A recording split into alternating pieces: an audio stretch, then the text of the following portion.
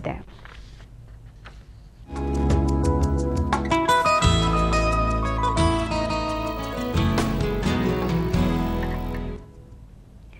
ಮನೋಸ್ಥೈರ್ಯ ಮತ್ತು ದೃಢ ಸಂಕಲ್ಪ ಹೊಂದಿರುವ ವ್ಯಕ್ತಿಗಳಿಗೆ ಸಾಧನೆ ಎಂಬುದು ಮರೀಚಿಕೆ ಅಲ್ಲ.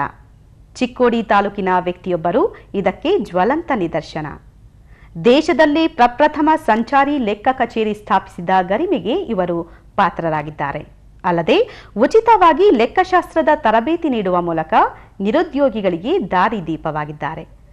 ಇವರ ನಿಸ್ವಾರ್ಥ ಸೇವೆ ಕುರಿತು ಬೆಳಕು ಚೆಲ್ಲುವ ವರದಿ ಇಲ್ಲಿದೆ. ಚಂದ್ರಕಾಂತ್ ಆರ್ ಹುಕ್ಕೇರಿ, ಚಿಕ್ಕೋಡಿ ತಾಲೂಕು ಚಿಂಚಣಿ ಗ್ರಾಮ ಇವರ ತವರೂರು.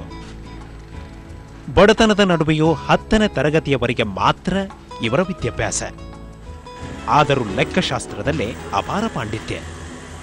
ಮುಂದೆ ಇದೇ ಇವರ ಜೀವನಕ್ಕೆ ಆಸರೆ. ಆರಂಭದಲ್ಲಿ ಸೈಕಲ್ ಮೇಲೆ ಅಂಗಡಿಗಳಿಗೆ ತೆರಳಿ ಲೆಕ್ಕ ಬರೆಯುತ್ತಿದ್ದ ಹುಕ್ಕೇರಿ ನಂತರದ ದಿನಗಳಲ್ಲಿ ಲೆಕ್ಕದ ಮನೆ ಎಂಬ ಗಣಕೀಕೃತ ಕಚೇರಿ ತೆರೆದರು. ಈ ಮೂಲಕ ನಿರುದ್ಯೋಗಿ ಯುವಕರಿಗೆ ಉಚಿತವಾಗಿ ಲೆಕ್ಕಶಾಸ್ತ್ರದ ತರಬೇತಿ ನೀಡುವ ತಮ್ಮ ಕನಸನ್ನು ನನಸಾಗಿಸಿಕೊಂಡರು. ಲೆಕ್ಕಪತ್ರದ ಕಲಿಸಲುವಾಗಿ ನಾ ಇಲ್ಲೇ ಹುಕ್ಕೇರಿ ಇಲ್ಲೇ ಇರ್ತೇನೆ ರೀ. ಇಲ್ಲೇ ಊಟ, ಇಲ್ಲೇ ವಸ್ತು, ಸ್ವಲ್ಪ ಲೆಕ್ಕಪತ್ರ ಕಲಿಯುವ ಅಭ್ಯಾಸ ಐತಿ, ಹವ್ಯಾಸ ಐತಿ ನನಗೆ. ಅದ್ರಗೋಸ್ಕರ ನಾ ಇಲ್ಲೇ ಬಂದೇನೆ ರೀ.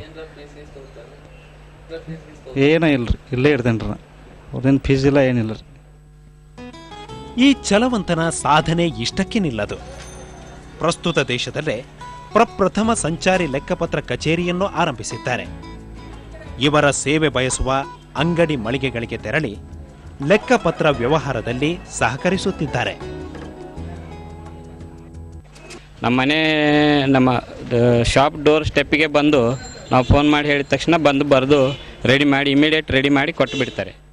ಹಳ್ಳಿ ಒಳಗೆ ರೀ ಎಜುಕೇಟೆಡ್ ಹುಡುಗರು ಭಾಳ ಅದಾರ ರೀ.